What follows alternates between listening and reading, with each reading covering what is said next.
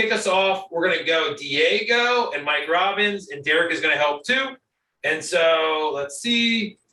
Ooh, take it away and go. Diego, and then Mike help, and then Derek context. Right. Which situation will result from a lack of servant leadership? Choose 3.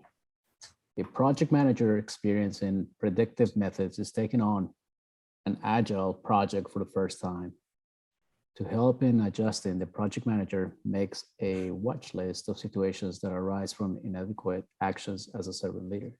Which situations will result from a lack of servant leadership? Choose 3. All right, so A, team members avoid taking on challenging tasks. You think that sounds like, what do they want? What do they want you to look for? So they're asking me, what's the result of a lack of leadership? Oh, servant. Yeah.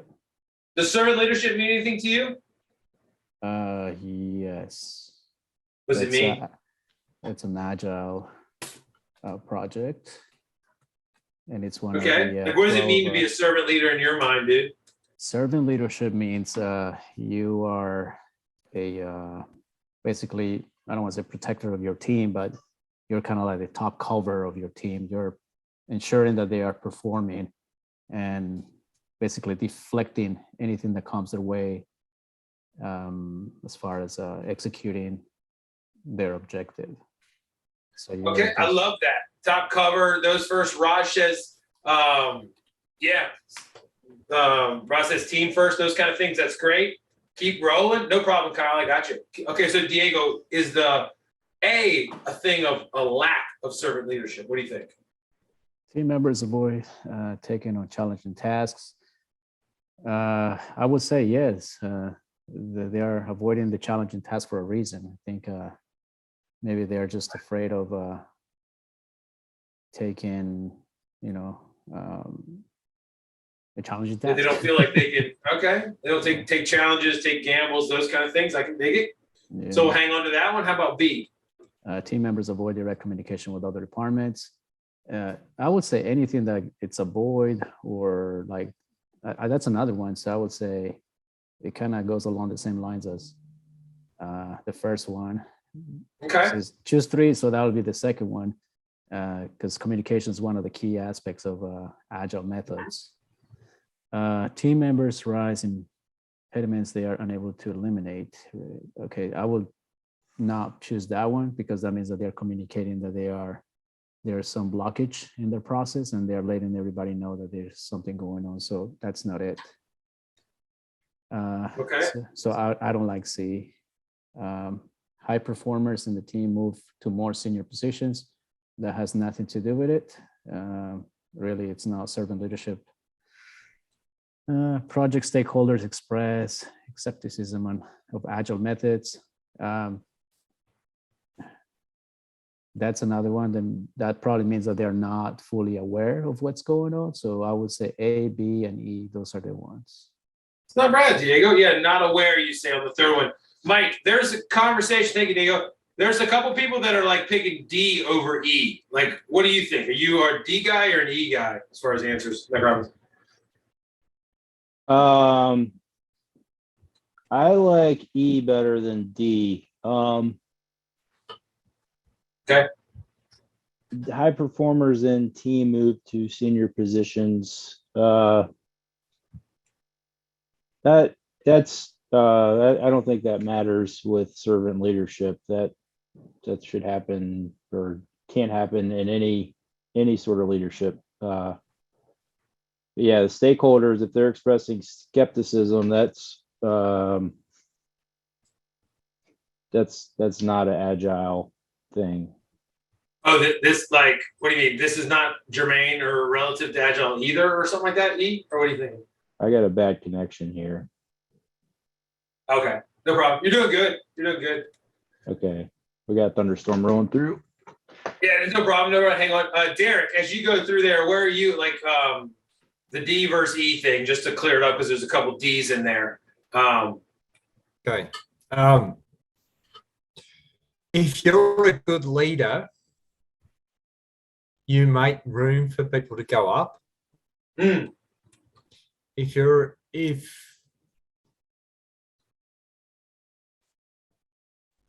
a poor leader and you're not serving the people you lead, you constrain them from growing. Yeah. So I don't like that. And also limits your ability to bring people in at the bottom of the team. So you end up with a team that's possibly top heavy. Yeah. So those are some good reasons to allow that to happen, or to encourage it even. If you're, as a servant leader, part of your role is to support the team by